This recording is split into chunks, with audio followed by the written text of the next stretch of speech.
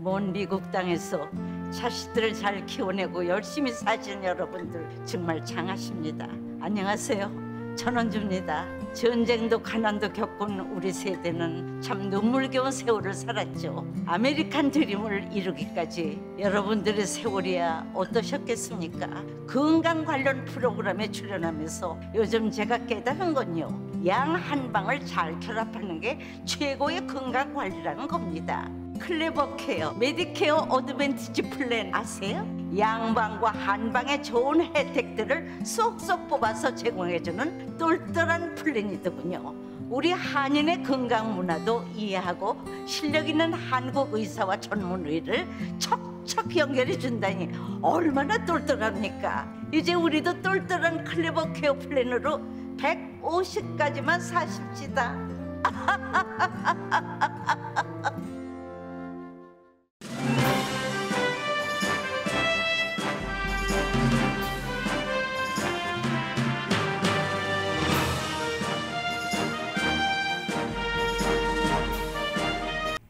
행복한 4월 마음 따뜻하게 보내세요. 라디오 서울이 함께합니다. 강혜신의 오늘의 미국.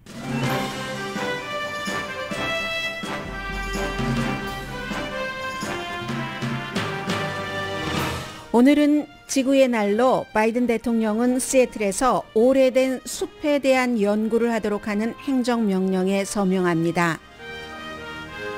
문재인 대통령과 김정은 위원장이 작별 편지를 주고받자 미국에서도 빅 이슈입니다. 오늘 새벽 0시 1분부터 LA 카운티 대중교통수단과 공항, 버스 정류장 등에서는 다시 마스크 착용이 의무화가 됐습니다. LA 카운티 보건국장은 연방 판사나 지방 지침과 상관없이 질병통제국의 권고에 따르도록 조치했습니다.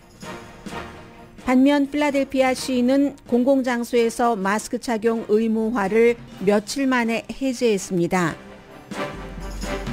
젤렌스키 우크라이나 대통령이 푸틴 대통령에게 동방 기독교 부활주일 휴전 제안을 했지만 푸틴 대통령이 거부했습니다. 젤렌스키 대통령은 러시아가 우크라이나 남부에서 가짜 국민투표를 해서 합병할 수 있다고 우크라이나인에게 경고했습니다.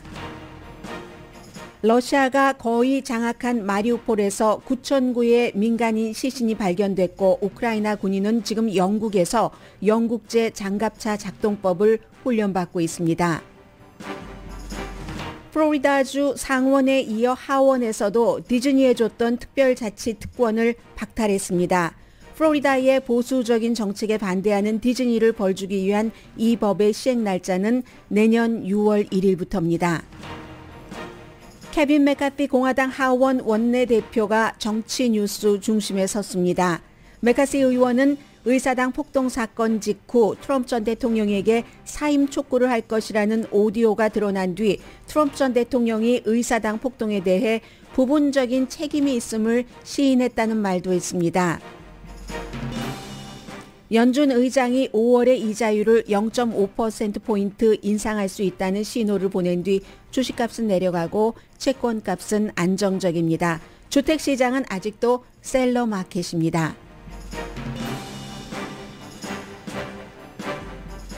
여러분 안녕하십니까? 오늘의 미국 강혜신입니다. 네, 70년도부터 시작이 된 지구의 날이 4월 22일입니다.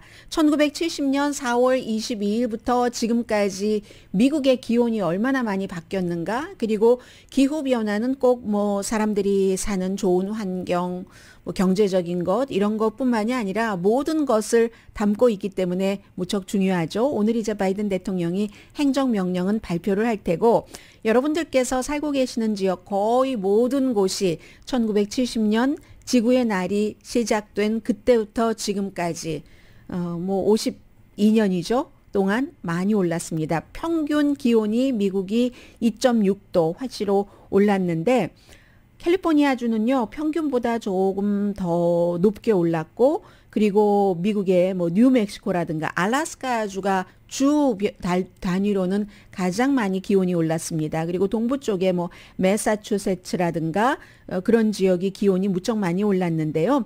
도시로서는 주로서는 뉴멕시코주가 알래스카주보다도 더 많이 올랐네요. 뉴멕시코주가 지난 52년 동안에 몇 도가 올랐나요?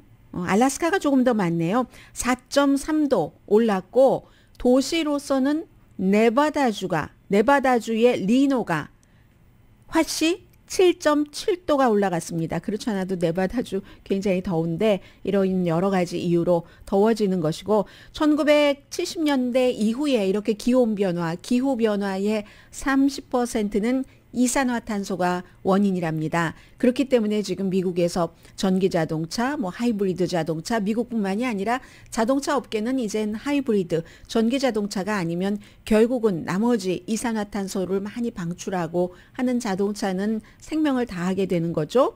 그래서 이게 제가 지금 말씀드린 게 49개 주와 그 주에서 246개 도시에서 클라이밋 센트럴이라는 비영리 그룹이 있습니다. 이 그룹이 쭉 그 기온을 비교를 했더니 246개 도시 가운데서 244개 도시가 52년 사이에 기온이 올라갔고 평균 올라간 폭은 2.6도 화씨로 그렇게 된다는 거죠. 그래서 지금은 처음에는 이게 기온이 이렇게 올라가네? 지구가 변하네? 얼음이 녹아? 이런 얘기만 갖고 있다가 지금은 그런데 그러한 것이 인간의 활동이 미치는 영향이 어느 정도인가. 결국은 지구가 너무 뜨거워지면은 캘리포니아주는 많이 겪고 있죠. 산불이 나도 더 격하게. 루이지아나주도 허리케인이 와도 극단적으로 과거에 대비했었던 것 같고 도저히 막을 수 없는 그런 정도가 되잖아요. 그래서 너무 더워서 사람들이 숨지고 다치고 너무 추워서 여러 가지 상황이 오기 때문에 이걸 이제 세계적인 차원에서는 파리 기후조약이라는 것이 있기 때문에 거기에 이제 그 세계에서 전부 미국은 중간에 트럼프 전 대통령 시대에는 우리 안 한다 하다가 다시 바이든 대통령 들어오고 나서 기후조약에 우리도 하겠다 하는 것을 하는 거고요. 그리고 미국 내부에서는 오늘 이제 오후에 바이든 대통령이 시애틀에 가서 시애틀 무슨 워싱턴, 오레곤, 캘리포니아 북부에 참 그 나무도 많고 하잖아요. 그래서 오늘은 시애틀에 가서 행정명령에 서명을 하는데 이 행정명령은 요즘처럼 빡빡한 뉴스들이 많은 전쟁, 정치, 분열 그런 때는 어찌 보면은 조금 여유롭다라고 느낄 만한 그런 건데 오래된 숲에 대해서 연구를 하라는 행정명령이랍니다. 앞으로 1년 동안 연구를 해서 기후변화 또 그에 따른 여러 가지 환경이 달라지는 것과 인간의 생활 또 정부는 거기에 따르면 누가 이런 일로 아프고 하면은 헬스케어 시스템부터 다 예산 같은 것도 책정을 해놔야지 되는 거니까요. 해서 1년 동안 오래된 숲을 아무튼 연구를 한다는 겁니다. 해서 연구를 한다는 것은 포레스트 산림을 보호를 한다는 것도 되고 조사를 해서 사람의 생활과 연결한다는 건데 당연히 내무부가 맞고요. 농림부도 맞는데 그럼 오래된 숲이라는 게 어느 정도 돼야지 오래된 거지? 그 숲의 정의 보통 한 150년 정도 됐다. 하면은 오래됐다고 보고 있다는 겁니다. 그래서 이러한 오래된 숲의 데이터를 쭉 이제 보고 나면은 산불 정책도 정부에서 세울 수 있을 것이고 숲이라는 것은 나무라는 것은 탄소를 머금고 있어주기 때문에 우리 인간에게 좋은 공기를 주잖아요. 도시의 나무들도 다 꼭 예쁘라고 심는 것뿐만이 아니라 그런 것들이 있는데 집도 마찬가지죠. 벌레를 쫓아주는 그런 나무들, 란타나 이런 것, 제라늄도 마찬가지고요. 그런 게 있는가 하면 공기를 조금 더 깨끗이 해주는 그런 것들이 있고 다 그 기능에 따라서 이러한 것들을 정부에서 대처를 하겠다는 겁니다. 매년 이산화탄소를 미국에서는요. 나무가 한 14%는 머금어 준다는 거고 오래된 나무일수록 더 크고 더 큰 나무는 많은 탄소를 머금는데 이것도 어느 정도 기간이 지나면 일단 멈춤인가 이것까지도 연구를 하겠다는 겁니다. 성장한 나무의 정의를 150년 이상으로 보고 그럼 캘리포니아주의 레드우드 같은 국립공원 같은 데 가면은 200년이 뭡니까? 2000년 넘은 그런 숲속의 아버지라는 그런 나무들도 있잖아요. 너무너무 큰 나무들 다 이번에 한번 정리를 하겠다 하는 것이고요. 대신에 이제 연방 땅에서 벌목을 하지 못하도록 막는 것, 이것은 이번에 행정명령에 들어가지 않았습니다. 비슷하다고도 볼 수 있는데 뭐 기후변화라든가 여러 가지 환경, 자원 지키기, 환경 지키기 때문에 연방정부에서 연방 땅에서의 오일과 석탄 시추 같은 것을 꽉 막아놓잖아요. 특히 이제 민주당 정부가 들어오면 이번에는 러시아 그 전쟁 때문에 풀 수밖에 없었지만 그런 것과 마찬가지는 숲에 대해서는 하지 않겠다라고 발표를 했습니다. 시에라 클럽이 뭐 완전하진 않지만 뭐 시작은 괜찮네요. 이렇게 얘기를 했습니다. 완전하지 않다는 것은 벌목 자체를 중단해 주십시오. 환경보호그룹, 나무를 보호하자 하시는 분들은 가능하면은 이제 조금 더 그 순수 쪽으로 가는 것이고, 정치인들은 순수와 현실 사이에서 어떤 밸런스를 맞춰서 결정을 내리는 거고요. 오래된 나무를 보호하면은 결국은 커뮤니티를 보호하고 미국 전체를 보호하고 온실가스를 줄일 수 있다는 입장에서 오늘 이제 그 행정명령에 서명을 하게 되는 겁니다. 그리고 또 아웃도어 레크리에이션 그 센터 같은 것을 만들어서 그러면 사람들이 그 자연에 가서 즐기면서도 경제적으로도 커뮤니티에 어떤 도움이 되는 이런 것도 행정명령에 포함이 돼 있고요. 2030년을 목표로 묘목 심기도 확대하고, 미국 정말 나무 많은데 그렇게 나무가 많은데도 나이가 들면은 쓰러지고 불에 의해서 타버리고 뭐 홍수에 쓸려가고 하는 그런 자연 도태되는 것들을 가만히만 두고는 안 되니까 묘목 심기도 확대한다고 하고요. 이건 이제 스타벅스 같은 커피 회사에서 오랜 동안 해왔던 건데, 미국이 꼭 아니더라도 오레곤이나 워싱턴주에서 벌목을 하고 그쪽이 산림이 우거지니까 이런 산업이 활발하지만 그 밖에 다른 뭐 미국이 꼭 아닌 지역이라도 뭔가를 이렇게 불법적으로 그 나무를 벌목을 한다던가 하는 그런 것은 싸도 안 산다. 커피도 농부들 너무 힘들게 하는 그런 커피는 저희 커피 스토어에서는 안 사요 하는 것과 마찬가지 일을 미국 연방 정부에서도 하겠다고 했고요. 습지를 복원하고 이제 그늘을 만들어주는 나무도 심고 가뭄에 저항이 있는 그런 나무를 많이 심는다. 캘리포니아주는요. 선인장이 최고라니까요. 이러한 그 모든 계획이 포함된 행정명령에 서명을 합니다. 그러면 나무를 보호하고 이런 것들도 있지만 레크리에이션 센터를 만든다던가 또 그 가뭄에 저항력이 강한 나무를 심고 하는 것 다 일자리를 만드는 거잖아요. 정부로서는 그것과 연관을 해서 10년 동안 온실가스 배출량을 뭐 50%에서 52% 줄이면서도 아주 건전한 일자리는 만든다. 그런 것들을 이제 바이든 대통령이 오늘 행정명령으로 발표를 할 예정입니다. 이게 지구의 날, 뭐 한국은 어제가 지구의 날이었겠네요. 를 맞아서 대통령이 하고 있는 일이고, 그리고 오늘 제가 뭐 금요일이기도 하고 뉴스를 쭉 리뷰하면서 가장 눈에 띄었다 하는 뉴스 가운데 하나가 이겁니다. 어제부터 계속 나오고 있는 뉴스인데 거의 모든 매체가 보도를 합니다. 남한과 북한이 외교적으로는 교착 상태인데도 훈훈한 작별을 하고 있다 하는 겁니다. 남북한에서 동시에 보도를 했는데 지금 이제 임기 제한으로 문재인 대통령은 떠날 수밖에 없고 이 뉴욕타임스는 북한의 독재자 김정은이라고 표현을 했습니다. 저는 뭐 여러분들께 김정은 국무위원장이라고 위원장 칭호를 꼭 붙인다고 불만하시는 분들이 많으신데, 블라디미르 푸틴 대통령에게도 그 나라에서 뽑은 대통령이기 때문에 무슨 선거의 깨끗함 이런 것과 상관없이 대통령이라고 부릅니다. 뉴욕타임스는 독재자 김정은 이렇게 표현을 했네요. 두 사람의 관계는 그동안 미국식 표현으로 하면 좋았던 때도 있고 나빴던 때도 있고 하이 앤 로우가 있지만 현재 외교는 교착이고 새로운 김정은 그 국무위원장에게 좀 까다롭게 생각이 예상되기는 그렇게 생각될 수 있는 새로운 당선인이 임기를 시작하기 전에 두 사람이 이제 그동안의 여러 가지를 편지로 주고받았다는 겁니다. 문재인 대통령이 먼저 편지를 보냈고 김정은 위원장이 답장을 한 것이고 한국과 북한에서 동시에 그 편지 내용을 약간 그 공개를 했습니다.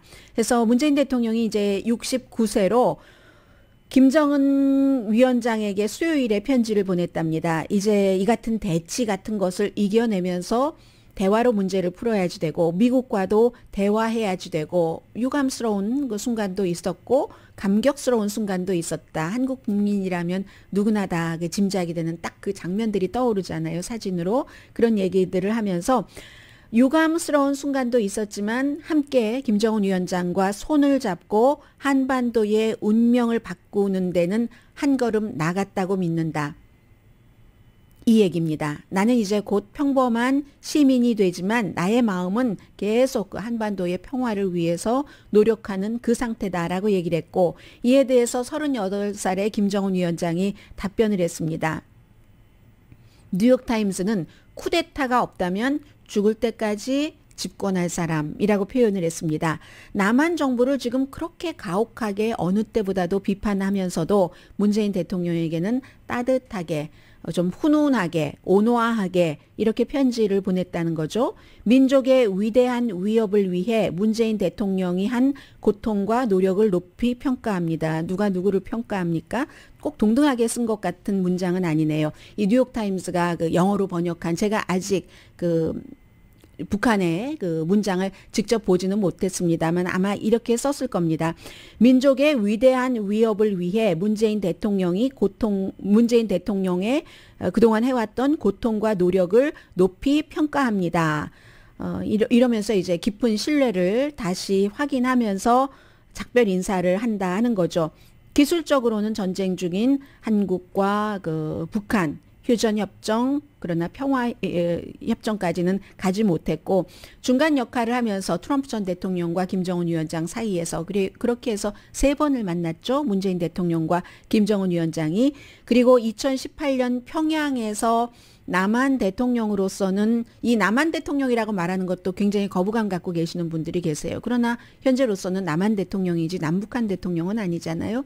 평양에서 북한 주민에게 처음으로 연설을 한 남한 대통령 이게 이제 문재인 대통령으로서는 굉장히 딱 이 문재인이라는 그 인생의 역사에 남아있을 것이라고 뉴욕타임스는 지적을 합니다. 그리고 백두산에서 두 사람이 손을 이렇게 치켜 들고 있었고 양쪽에 리설주 여사 그리고 김정숙 여사 이렇게 그 부인도 같이 있었던 그런 순간들 그때까지는 유토피아였는데 악마는 언제나 디테일에 있다라고 표현을 합니다.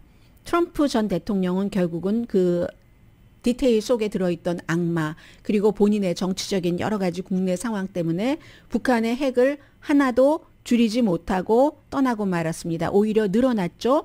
최근에 대륙간 탄도미사일까지 발사했고 미국을 딱 그 공격할 수 있는 그리고 문재인 정부를 바보라고 정말 바보라고 겁 많은 무슨 잡종견 뭐 이런 표현도 했죠.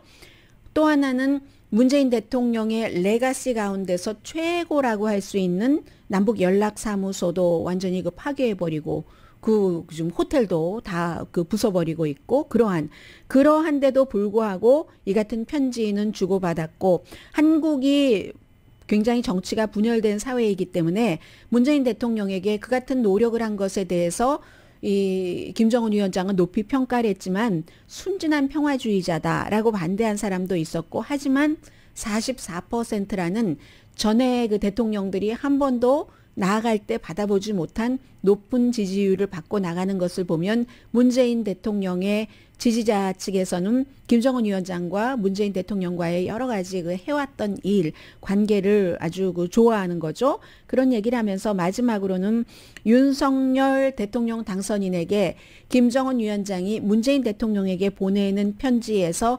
애매모호한 표현을 했다. 말하자면 남북 관계는 양측에서 희망을 갖고 일할 때 민족이 바라는 대로 발전할 것이다. 여기에 대한 윤석열 대통령 당선자의 입장은 북한과 대화는 한다. 그러나 그 결과 없는 그 대화를 무조건 하지는 않을 것이며 때로는 대화를 하기 위해서 강하게 북한을 압박하는 제재 같은 것도 한다 하는 게 윤석열 당선자의 입장이니까 문재인 대통령 때에 그 나이도 많고 38세 대 69세니까는 뭐 아버지 뻘이잖아요. 나이도 많고 일단 그 한국이 경제적으로 북한보다 굉장히 그 발전을 했기 때문에 핵은 없으나 여러 가지 이유로 인해서 그래서 어떤 뭐 형님과 같은 이런 그 태도로 때로는 모든 것을 다 품고 막 그 본인에게도 강한 비난의 말이 쏟아져도 그랬던 것과는 분명히 다른 그 행보를 윤석열 그 대통령 당선인은 북한에게 행할 것이다 하는 것을 이제 이 시점에는 다시 한번 뭐 확인을 하게 되는 그런 날이기도 합니다.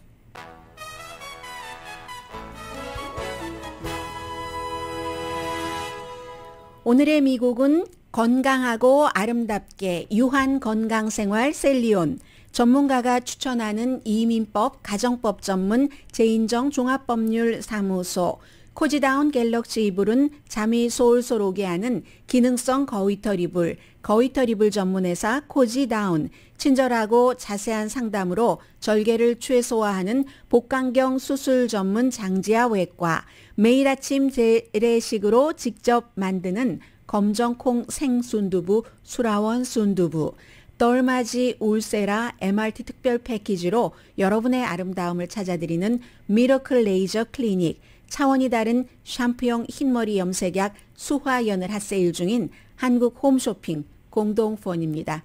잠시 뒤에는 왔다 갔다 하는 와블리 하는 그런 그 미국의 어떠한 정책, 또 하나는 우크라이나 전해드립니다.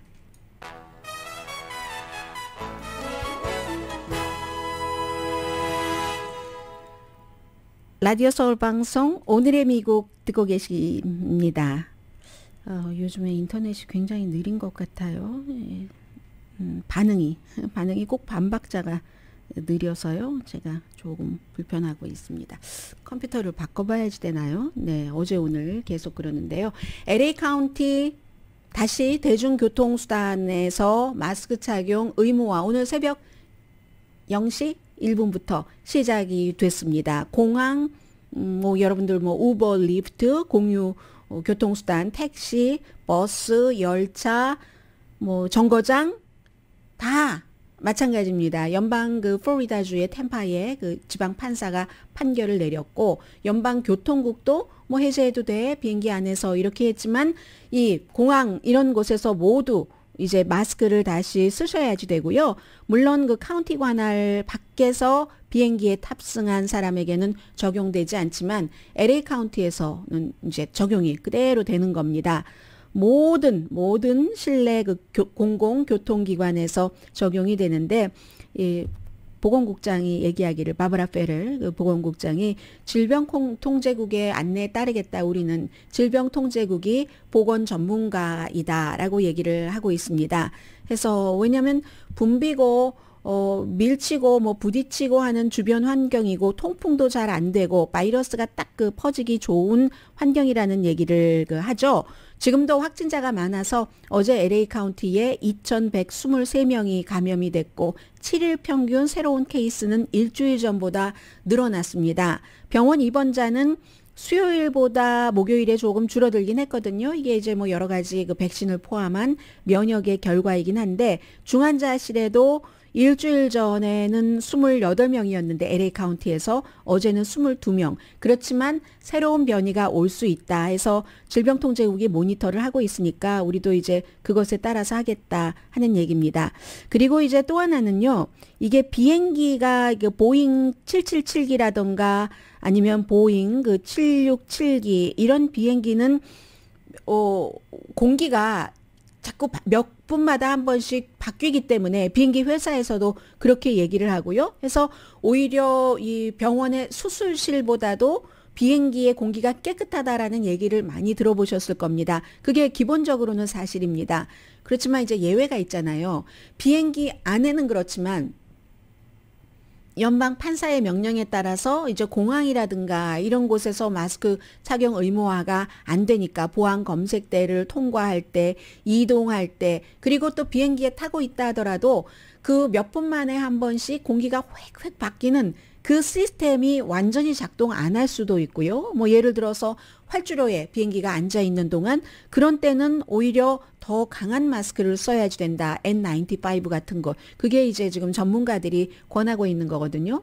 버스와 지하철의 경우는 뭐 지하철의 경우 어떤 경우 샌프란시스코라든가 뉴욕이라든가 저희 환기가 너무 잘 돼요 라고 얘기를 하고 있지만 그것도 경우에 따라서 다를 수가 있고 택시의 경우는 오히려 이제 문을 열고 있다가 문을 확 닫으면은 뭐 예를 들어 뭐 흡연자가 안에 있다던가 하는 경우에 확 뭐 연기가 모아지고 이런 것들을 보면 그 안에서의 공기의 순환 같은 것을 우리가 알 수 있잖아요. 그래서 여러분들 특히 오늘의 미국을 듣고 계시는 분들 가운데서도 우버라든가 리프트 이런 그 택시를 타고 계시는 분들이 요즘 많아지셨는데 꼭 그 타셨을 때 문을 열어 두실 것을 끝까지 그리고 이런 때는 이제 에어컨을 가동하는 것도 어느 정도 좀 그 좋은 영향을 미친다고 하죠. 또 반대로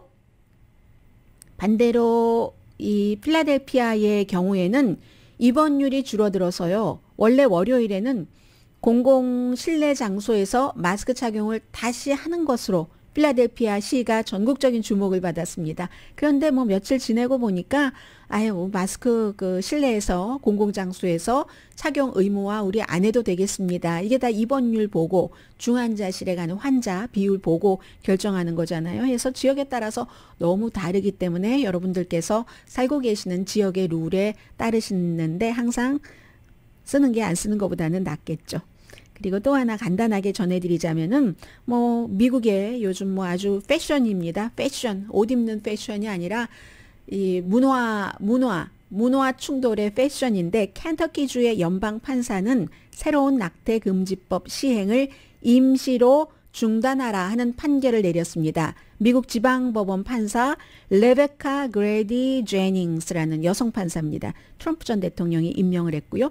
그 당시에 연방 판사가 된 사람이 너무 많기 때문에 오바마 시대 때 공화당이 이제 상원을 꽉 잡고 있으면서 하나도 인준을 해주지 않았습니다. 뭐 대법원 판사를 포함을 해서 연방도 그러다가 이걸 트럼프 전 대통령이 되고 나니까 그냥 상원에서 인준을 다 해줬기 때문에 너무 많습니다. 트럼프 시대에 연방 판사가 된 사람이 트럼프 대통령이 임명한 그런 판사인데 이게 3월 달에 켄터키주에서도 임신 15주일이 넘으면 낙태를 할 수 없는 이게 이제 돼서 주지사는 민주당인데 민주당 주지사가 이제 그 비토를 했습니다.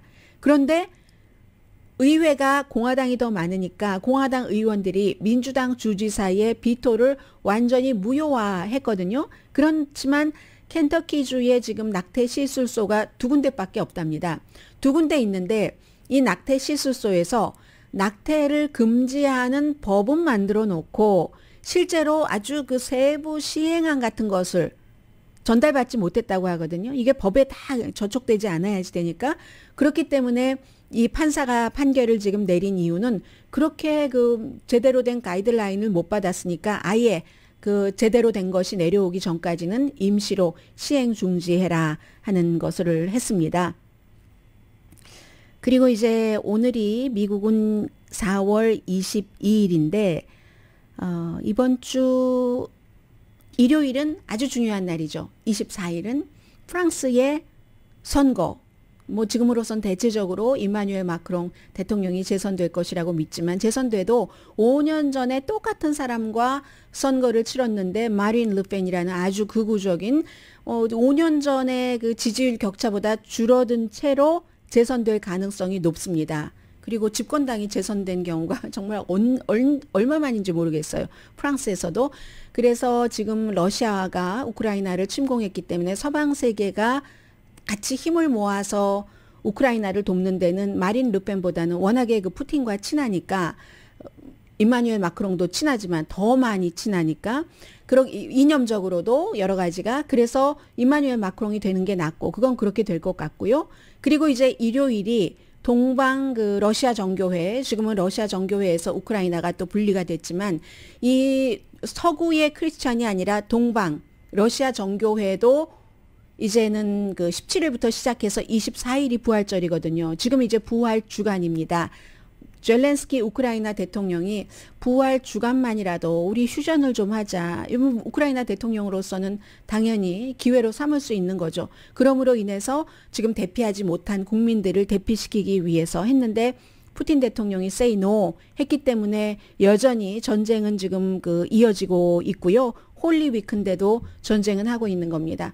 그 홀리위크에 이 전쟁이 성전이라고 홀리워라고 러시아 정교회의 키릴 총대주교가 말하면서 푸틴의 그 편에서 이건 전쟁터에 나가지만 않았지 그 전쟁터의 수장처럼 전쟁의 그 명분 정당성이 아주 강하다 애국전쟁이다라고 얘기를 하고 있으니까는요. 그 사이에 프란치스코 교황도 무기를 내려놓자 부활절 주간만이라도 하는데 전혀 얘기 듣지 않고 있습니다. 오늘이 그러니까 굿프라이데이죠. 굿프라이데이지만 우크라이나 국민에게는 가장 슬픈 날, 정말 슬픈 날 여러 가지 의미에서 세계교회협회도 휴전을 촉구했지만 전혀 듣지 않았고 이럴 때 사람들이 얘기를 하는 거죠. 기도만 갖고 안 되는 일이 이 세상에 너무 많다.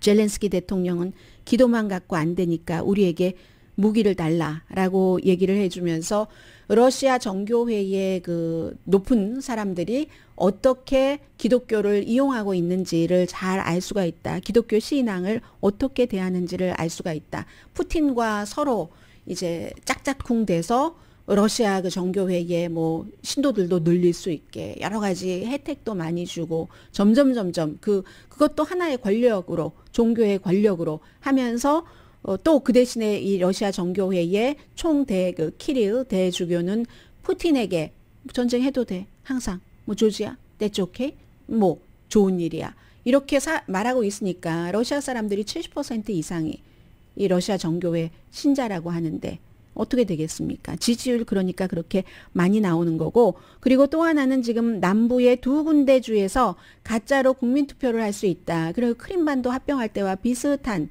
크림반도 때는 그래도 자발적인 사람이 더 많았겠지만 그때보다 더 많이 부당한 형태로 국민투표 끝났어? 하고 이거 합병? 이제 러시아 거야? 할 수 있다는 겁니다. 그 두 군데 주가 헤르손이라는 전쟁 초기에 많이 나왔었던 곳이고 그리고 그 원자력 발전소가 있는 자포리지아 이 두 군데 그렇기 때문에 러시아군이 개인정보 달라고 하면은 주지 말라고 하고 여권 데이터 같은 것 질문에 답하지 말아라. 러시아군이 점령하고 있는 곳에서 국민투표를 위조할 가능성이 높다는 겁니다. 이리하여 남부 우리에게 다 오겠다는데 우크라이나 국민이 어쩌겠어? 하는 형태로 가져갈 수 있다는 거죠. 이런 얘기를 하고 있고 마리우폴에서는 제철소에서 마지막으로 대항전을 준비하고 있는 그 마리우폴에서는 지금 9,000명이 시신이 발견이 됐다는 거거든요. 이게 우크라이나가 막연히 주장을 하는 게 아니라 미국의 회사 마사르라는 이 회사의 위성 이미지랍니다. 위성 이미지가 민간인을 집단 학살해서 막 그냥 9,009의 시신 하는 그런 이제 그 증거인 거죠. 또 화장터에서 시신을 불태우고 있고 마리우폴의 시장은 우리 아마 한 2만 명의 민간인이 숨진 것 같아라고 있는 그런 상태고요.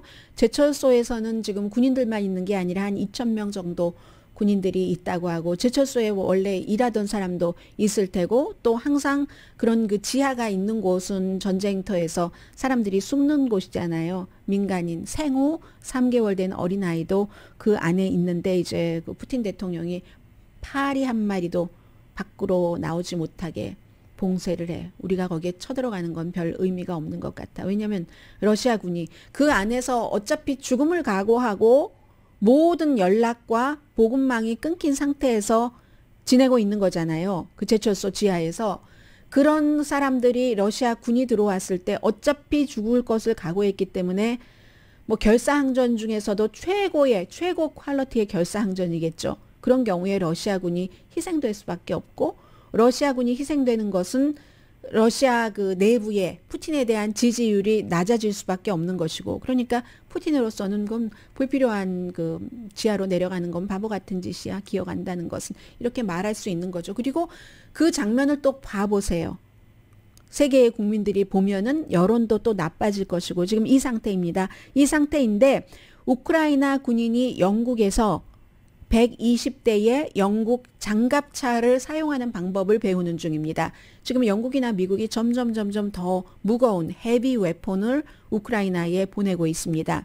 그리고 폴란드에서는 영국군이 대공 미사일 사용법을 우크라이나 군인에게 훈련시켜주고 있고 미군도 우크라이나 군에게 현대 무기, 예전에 러시아에서 썼었던 그런 무기뿐만이 아니라 현대 무기를 사용하는 방법을 지금 가르쳐주고 있고요.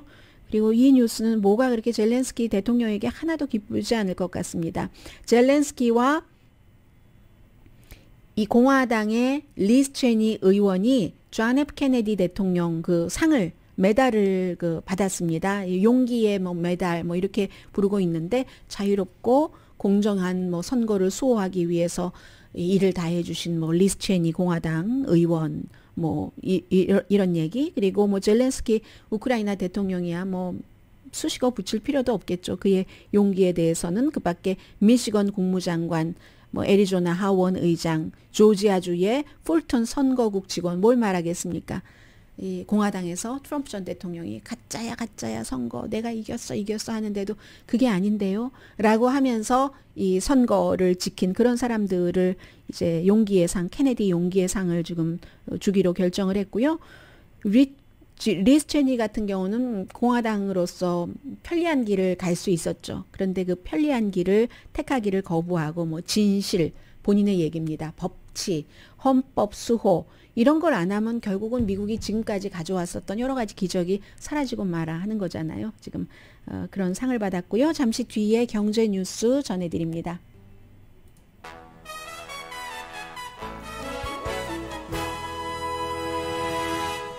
라디오 서울 방송 오늘의 미국 듣고 계십니다. 이제 자꾸 이렇게 한 번, 두 번 말이 나오면 기정사실이 되는 경우가 많죠. 어제 그제 이틀 동안 뭐 IMF 세계은행 관계자들 뭐 재무장관들 회의를 세계 경제에 대해서 했는데 그 가운데서 나온 얘기입니다. 제롬 파월 연준 의장이 5월 달에 이제 공개시장위원회가 있으면 그때는 이자율을 0.5% 포인트로 올릴 수도 있다. 그리고 그때부터 정부 채권 사들이는 것 줄인다. 이런 얘기를 하니까 이게 그 0.5% 인상은 2000년 이후에 처음이고 그리고 지난번 공개시장위원회에서도 이자율 올리고 또 올리고 이렇게 연달아 올린 것은 2006년 이후에 처음입니다. 그렇지만 이제 다 그러려는가 보다 하고 짐작은 하고 있는 것 같고요. 이것은 연준이 인플레이션을 잡으려면 뭐든지 다 하겠다는 것을 보여주는 것이고 뭐 그에 따라서 오늘 뭐 다우지수, S&P 500, 나스닥 지수 전부 좋지 않습니다. 그리고 역시 이자율이 올라가니까 주식시장이 조금 쿨해지려나 하는 생각은 있지만 아직은 바이어스 마켓이 아닙니다. 왜냐하면 아직은 좀 모자라요. 주택들이 내놓은 주택도 모자라고 해서 중간주택 모기지 액수가 지난해보다 모기지 페이먼트가 38% 늘어났답니다. 레드핀 뭐 부동산 좀 보시는 분들은 다 알고 계시는 그 레드핀이 발표를 한 내용인데 주택붐이 이제 그 재고가 많지 않기 때문에 크게 내려갈 것을 기대하지는 말아라. 그러나 얼마 전에 이코노미스트가 지적을 한 것처럼 지금 막 짓다가 뭐 노동력도 부족하고 원자재도 너무 비싸니까 스탑했던 것들이 또 한꺼번에 뭐 160만 채 딱 지어질 어느 시점이 되면은 조금 풀릴 것이라고는 했습니다. 그럼에도 불구하고 뭐 주택값이 뭐 폭락한다 이런 일은 지금 없을 것으로 보고 있는 것 같습니다. 여전히 셀러스 마켓이다 전해드리고요.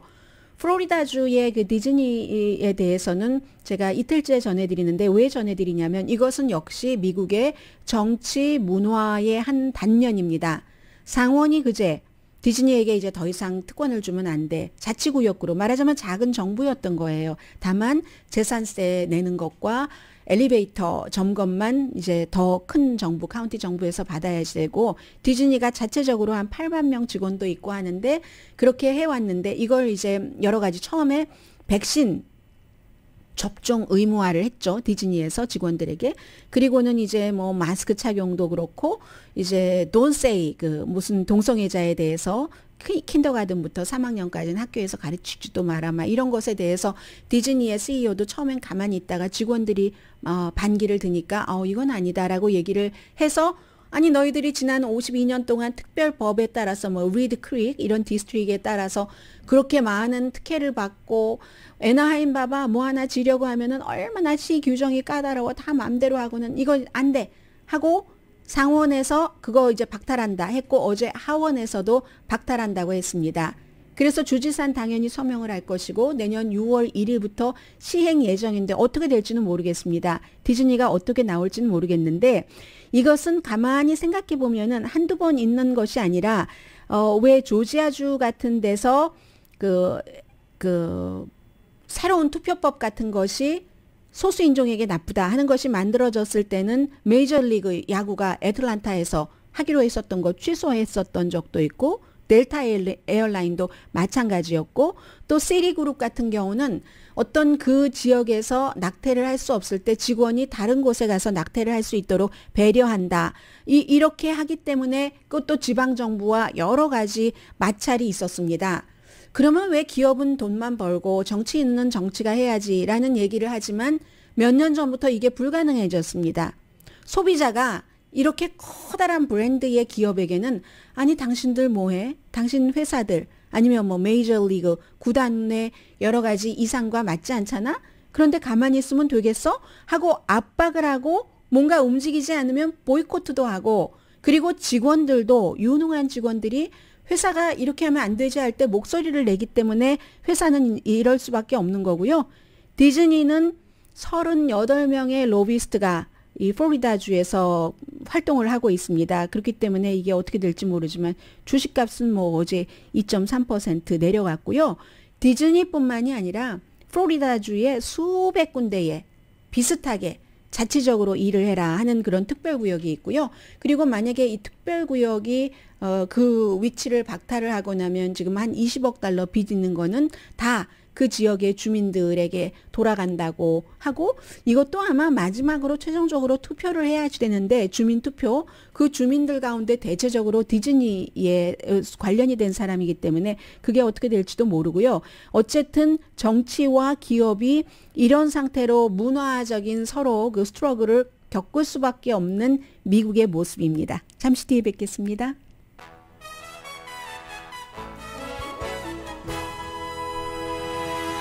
라디오 서울 방송 오늘의 미국 듣고 계십니다. 아주 오랜만에 조금 그 정치에서 작은 부분을 말씀드리게 되는데 작지만 큰 부분입니다. 미국에서 이제 다음 선거가 치러지고 나서 하원이 거의 공화당이 다수당이 될 게 확실하니까 케빈 맥카티 캘리포니아가 지역구인 의원이 다시 하원 의장 방으로 갈 수 있는가 의사봉을 두드릴 수 있는가 이 문제인데 같은 공화당이지만 케빈 맥카티와 리스 체니 의원이 1월 6일 의사당 폭동 사건이 일어나고 나흘 뒤에 있었던 일에 대해서 이제 새로 발간된 그 뉴욕타임스 기자가 쓴 책에 뭐라고 나와 있냐면은 사흘 뒤에 케빈 맥카티가 리스 체니에게 트럼프 전 대통령에게 사임 촉구하라는 말을 할 것이다. 라고 얘기를 했다고 했습니다. 그랬더니 케빈 맥카티가 그거 뭔 소리야? 나는 그런 말을 한 적이 없어. 지금 트럼프 전 대통령의 지지를 받아야지만 트럼프 전 대통령과 동맹 관계를 맺은 공화당 정치인들이 투표를 해서 본인이 다시 하원 의장을 할 수 있는 형편이죠. 나는 그런 말 한 적이 없어. 무슨 소리야? 했는데 뉴욕타임스가요. 그 오디오를 그렇게 말한 오디오를 발표를 해버렸습니다. 지금 오디오를 조금 들어보시면요. Call him. This is what I said. No, it'll pass the House. I think there's a chance it'll pass the Senate even when he's gone.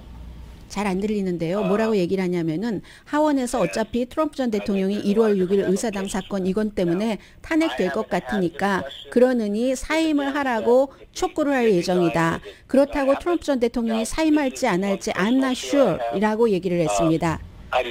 네, 전혀 이런 얘기하지 않았다고 뉴욕타임스가 가짜 보도라고 막 그냥 성을 내면서 얘기를 했는데 그리고 나서 좀 전에는 뿐만이 아니라 트럼프 전 대통령이 1월 6일 그 의사당 폭동 사건에 대해서 부분적으로 나에게 책임이 있다는 시인을 한 그 같은 말에 대해서도 오디오를 갖고 있습니다. 뉴욕타임스가요.